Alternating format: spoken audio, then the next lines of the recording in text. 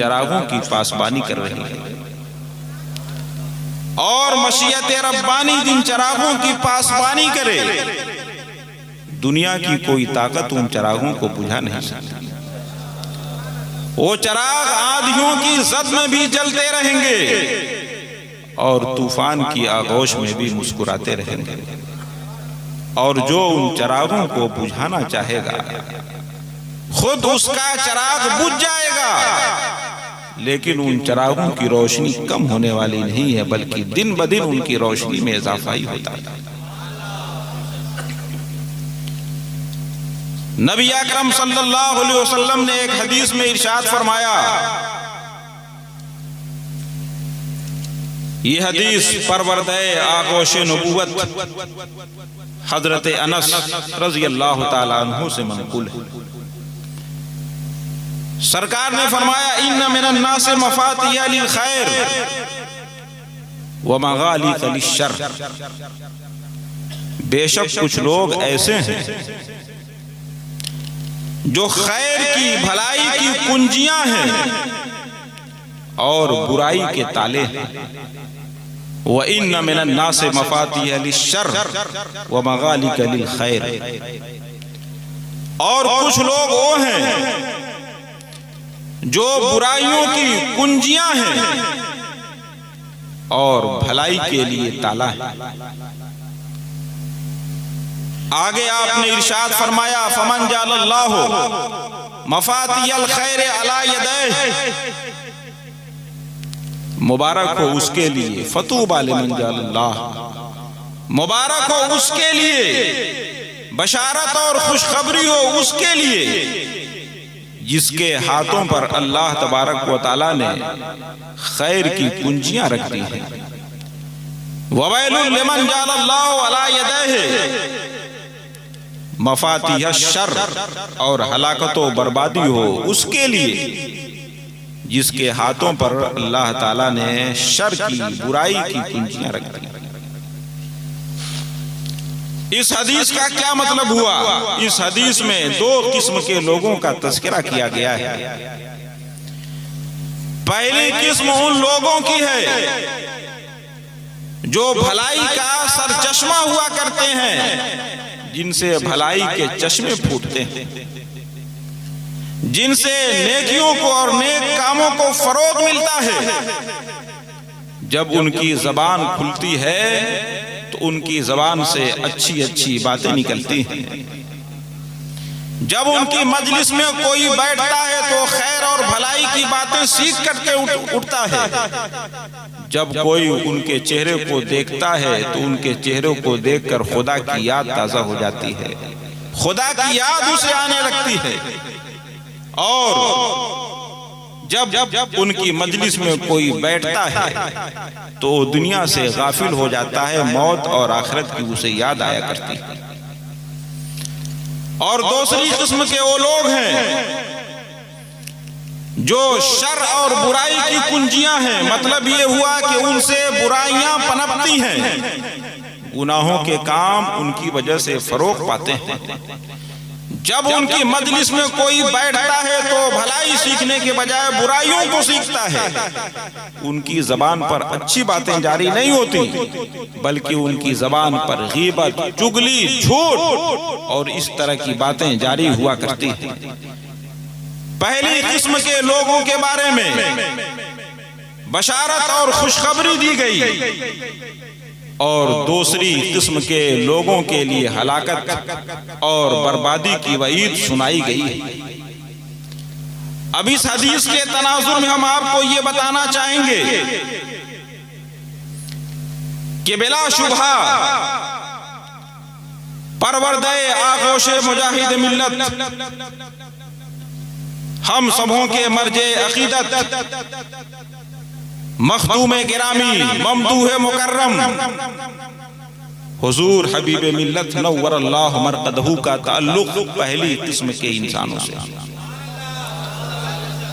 अल्लाह ताला ने उनके दस्ते मुबारक पर भलाई की कुंजियां रखी थी, इसलिए भलाई के सरचश्मे उनसे जारी हुए, भलाई के सोते उनसे फूटे। उनकी वजह से नेकियों को फरोग मिला, उनकी वजह से दीन के बड़े बड़े काम अंजाम पाए। गुलशन हबीब दारुल उलूम मुजाहिद मिल्लत, जिसे उन्होंने फरोग दिया और अपने खूने जिगर से जिसकी आपने आबियारी की, ये दीन का इल्म दानिश का एक मजबूत किला है और क़यामत तक वहां से दीन के सिपाही तैयार होते रहेंगे। मसलके आला हजरत के तर्जमान वहां से पैदा होते रहेंगे। यह ऐसा चश्मा है जो कभी खुश्क होने वाला, सूखने वाला नहीं है। ये सदक़े जारिया की तरह है कि उसका सवाब मौत से भी मुतासिर नहीं होता, मरने के बाद भी ऐसी चीजों का सवाब मिलता ही रहता है। इसलिए हुजूर हबीब मिल्लत नव्वरल्लाहु मरक़दहू व बर्रदल्लाहु मस्जहू का ताल्लुक पहली किस्म के इंसानों के साथ है जिनके हाथों पर अल्लाह तबारक व तआला ने खैर की कुंजियां रख दी थी और भलाइयां उनसे फरोग पाती रही। हजरत ने हमेशा यही पैगाम दिया अपने चाहने वालों को कि मसलके आला हजरत के ऊपर कायम रहो। वसीयतनामा ये बहुत अहमियत का हामिल होता है। वसीयत ऐसे वक्त की जाती है जब इंसान अपनी जिंदगी से मायूस होने लगता है, जब उसे ऐसा महसूस होता है कि अब मैं चंद दिनों और चंद लम्हों के लिए मेहमान हूं, तो ऐसे वक्त में कोई इंसान वसीयत करता है। वसीयत की बहुत अहमियत हुआ करती है। आपके वसीयतनामे में ये बात सराहत के साथ मौजूद है, जिसमें तमाम मुहिब्बीन, मुखलिसीन, मोतक़दीन, मुरीदीन और मुंतसिबीन से ये अपील की गई है कि वो मसलके आला हजरत पर पूरी पाबंदी के साथ कायम रहे। वसीयतनामे के एक एक लफ्ज और एक एक हर्फ से मसलके आला हजरत के साथ आपकी गहरी वाबस्तगी और गहरी मोहब्बत का सबूत फराहम होता है। और उसी वसीयतनामे में ये बात भी मौजूद है कि शरई काउंसिल ऑफ इंडिया के जो फैसले हों, जो उसकी तहकीकात हों, उसी के मुताबिक जिंदगी बसर की जाए। हमें अच्छी तरह याद आ रहा है हुजूर ताजुश्शरिया अलैहि रहमत व रिजवान के विसाल के बाद उनके 20वें की महफिल दारुल उलूम मुजाहिद मिल्लत के हाल में मुनक़िद थी। मेरी तकरीर हुई और मैंने अपनी तकरीर के आखिर में ये बात कही थी कि खानकाए हबीबिया का मौक़िफ़ तमाम मसाइल में वही है जो हुजूर ताजुश्शरिया अलैहि रहमा का मौक़िफ़ है।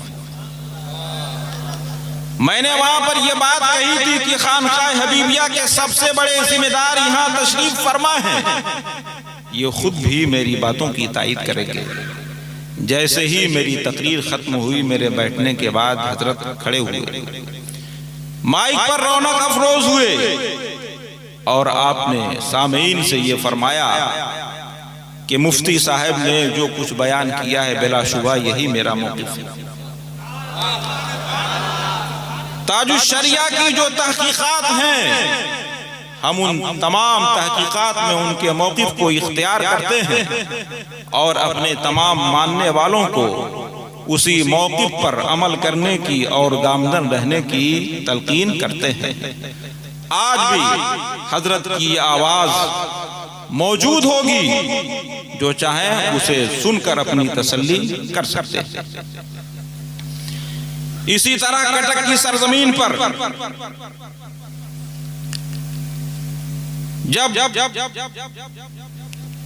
सुल्तानुल असातिज़ा मुमताजुल फुक़हा हुजूर मुहद्दिस कबीर दामा ज़िल्लुहुल आली ने हजरत को पूरे उड़ीसे का काजी मुंतखब फरमाया तो उस वक्त हजरत खड़े हुए और खड़े होने के बाद आपने ये फरमाया कि मेरा हर फैसला फतावा रज़विया और बहारे शरीयत की रोशनी में होगा और उलमा के मशवरे के साथ होगा। यही बात आपने फरमाई थी, जो वहां पर मौजूद होंगे वह अच्छी तरह जानते हैं। आपने ये फरमाया था कि हमारा हर फैसला फतावा रज़विया और बहारे शरीयत की रोशनी में उलमाए किराम के मशवरे के साथ होगा। ये बहुत बड़ी बात है, इसमें दर्स पैगाम और सबक है हमारे लिए। हमारे मुक्तदा और हमारे पेशवा ने हमें ये बताया कि आफियत और नजात इसी में है कि मसलके आला हजरत के साथ जुड़े रहो। यही नहीं, एक वक्त ऐसा भी आया जब मसलके आला हजरत की इस्तिलाह पर एतराज किया गया कि मसलके आला हजरत का नारा न लगाया जाए, क्योंकि उससे ये समझ में आता है कि ये कोई नया मसलक है, नया मजहब है। इसकी वजह से दावत व तबलीग की राहें बंद हो रही हैं। जब कुछ लोगों की जानिब से ये एतराज उठाया गया तो उसका एक मुदल्लल और मुफस्सल जवाब मुफ्ती अख्तर हुसैन अलीमी साहब ने लिखा और उस फतवे की तस्दीक हजरत हबीब मिल्लत ने इन अल्फाज में फरमाई कि मैं मुफ्ती अख्तर हुसैन अलीमी के इस फतवे की भरपूर तायद व तस्दीक करता हूँ। आज भी हजरत की ये तहरीर और ये तायदी कलमात इम्तियाज अहले सुन्नत नामी किताब में मौजूद हैं, जो चाहे उसका मुताला करे। कहने का मतलब ये हुआ कि आला हजरत मसलके आला हजरत के साथ आपने जो गहरी वाबस्तगी और अपनी मोहब्बत का सबूत पेश किया है, ये हमारे और आपके लिए कहने और सुनने की बात नहीं बल्कि अमल करने की बात है। सेने खाना से लेकर कॉन्फ्रेंस और जलसों के मैदान तक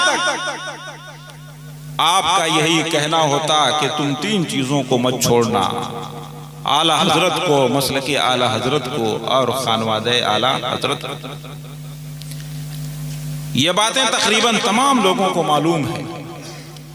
जरूरत इस बात की है कि हम उनके पैगाम और उनकी तालीम पर अच्छी तरह अमल करें। दूसरी बात, आज हजरत हमारी निगाहों के सामने नहीं है। एक बड़ा गुलशन उन्होंने तामीर किया।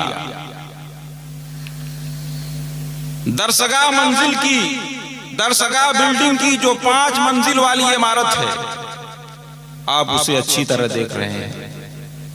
जिस वक्त हजरत की वालिदा का इंतकाल हुआ था, उस वक्त हजरत ने अपनी वालिदा के इसाले सवाब के लिए एक कमरे की बुनियाद रखी थी। उस वक्त कोई सोच भी नहीं सकता था कि इतनी जल्दी ये 5 मंजिले पर मुश्तमिल इमारत तैयार हो जाएगी। मगर हजरत ने जिस इखलास, लिल्लाहियत, वफादारी और कौमी व मिल्ली दर्द के साथ उस एक कमरे की बुनियाद रखी थी, परवरदिगार आलम ने उनके इखलास को कबूल किया और देखते ही देखते ये 5 मंजिला इमारत हमारे और आपके सामने मौजूद है। उस वक्त ऐसे असबाब न थे कि अंदाजा किया जाता कि इतनी जल्द ये बिल्डिंग तैयार हो जाएगी, वो भी 5 मंजिल पर मुश्तमिल। मगर हजरत ने ये सोच करके कदम को आगे बढ़ाया था, अंजाम उसके हाथ है, आगाज करके देख, भीगे हुए परों से ही परवाज करके देख। इससे ये पता चला कि इखलास अगर हमारे शामिल हाल हो तो फिर बड़ा से बड़ा काम भी हमारे लिए आसान हो जाएगा। इसलिए जब भी इखलास की बुनियाद पर कोई कदम उठाया गया तो मुश्किलात और मसाइब की चट्टानें चकनाचूर हो गईं और हम बहुत जल्द अपने मकसद तक और मंजिल मकसूद तक पहुंचने में कामयाब हो गए। हजरत के अंदर इत्तिबाए शरीयत का जज्बा बदरजे अतम मौजूद था। जब भी कोई शरीयत की बात उनके सामने रखी जाती, आपका सर उसके सामने झुक जाता और वो उसके लिए और वो अपने लिए उस बात को वाजिबुल कबूल और लाजिमुल अमल समझा करते थे। दारुल उलूम के हाल में मीटिंग चल रही थी। मीटिंग अपने शबाब पर थी और उसी दौरान ऐशा की अजान हो गई। ऐशा की अजान हो जाने के बाद भी मीटिंग चलती रही। मैं अपनी जगह से उठा और जाकर के हजरत के पास बहुत आहिस्ता के साथ, बहुत आहिस्ता से मैंने ये बात कही कि नमाज का वक्त हो गया है, नमाज जमात के साथ अदा कर ली जाए, फिर उसके बाद हमारी मीटिंग जब तक चलेगी चलती रहेगी। हजरत ने उसी वक्त हुक्म दिया, हाँ बिल्कुल सही बात है, पहले नमाज जमात के साथ अदा की जाएगी, उसके बाद कोई मीटिंग होगी। उसी वक्त हजरत उठे और जितने लोग वहां पर थे सारे लोग उठे और सीधे मस्जिद की तरफ तशरीफ ले गए। और जब वापसी हुई मस्जिद से, सब लोग नमाज पढ़ करके आ गए, तो मीटिंग का जो रजिस्टर है उसमें ये बात हजरत के हुक्म से और उनकी रजामंदी से दर्ज की गई कि अगर हमारी कोई मीटिंग होती रहेगी, उस दौरान नमाज का वक्त हो जाएगा, अजान की आवाज हमारे कानों से टकराएगी, तो तमाम चीजें बंद करके पहले जमात के साथ नमाज अदा की जाएगी।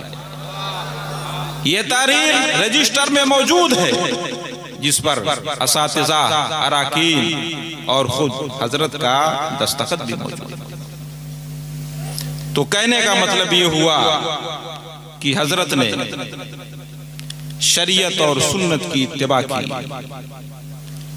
इहक़ाक़ हक़ और इब्ताले बातिल का मुज़ाहरा फरमाया, तसल्लुब फिद्दीन और इस्तिक़ामत अलल हक़ का मुज़ाहरा फरमाया।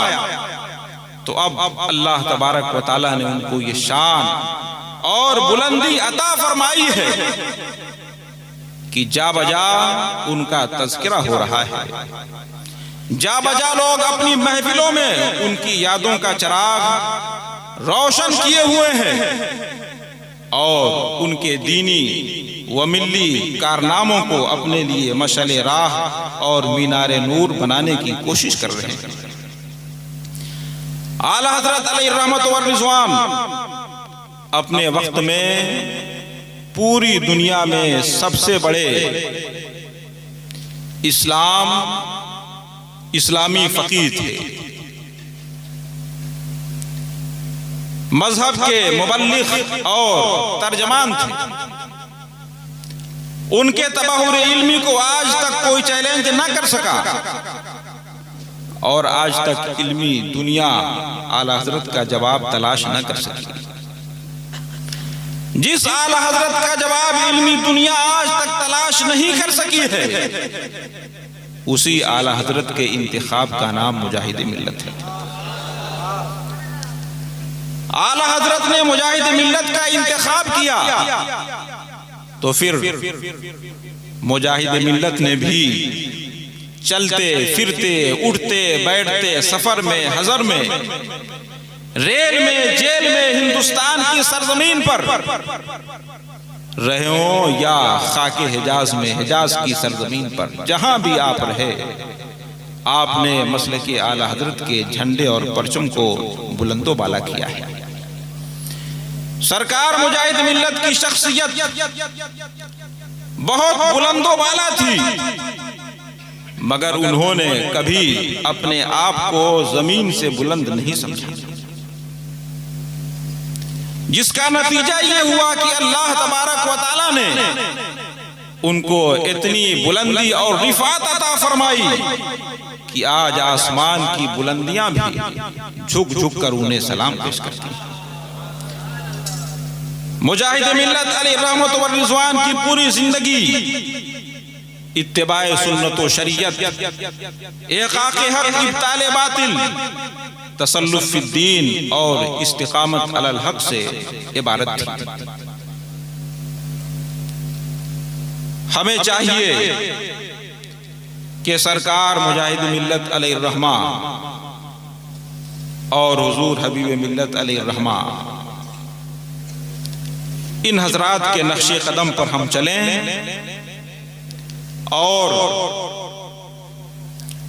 हजरत हबीब मिल्लत ने मुजाहिद मिल्लत अलैहि रहमा के ख्वाब को शर्मिंदा ताबीर करने के लिए जो गुलशन हमें अता किया है, दारुल मुजाहिद मिल्लत की शक्ल में जो गुलशन हमें अता किया है, उसकी सिंचाई और आबियारी के लिए अपने खूने जिगर को सर्फ करें। आज हजरत मौजूद नहीं है हमारी निगाहों के सामने, लेकिन उन्होंने उस गुलशन की पासबानी और बागबानी अपने शहजादे के हवाले कर दी। अब उस गुलशन की पासबानी और बागबानी इनके हवाले है। हम अल्लाह रब्बुल इज्जत की बारगाह में दुआ करते हैं कि इस अजीम अमानत का बोझ उठाने की सलाहियत परवरदिगार आलम इनके अंदर पैदा फरमा दे। इन्हें बुर्दबारी, हिल्म, वक़ार, मतानत, संजीदगी, इल्म, अमल, फज़्ल, कमाल, इन तमाम दौलतों से माला माल फरमाए और असलाफ के नक्शे कदम पर इन्हें गामज़न फरमाए और इन्हें मसलके आला हजरत पर इस्तिकामत अता फरमाए। आमीन। व आखिरु दावाना अनिल हम्दुलिल्लाहि रब्बिल आलमीन। अस्सलामु अलैकुम व रहमतुल्लाहि व बरकातुहू।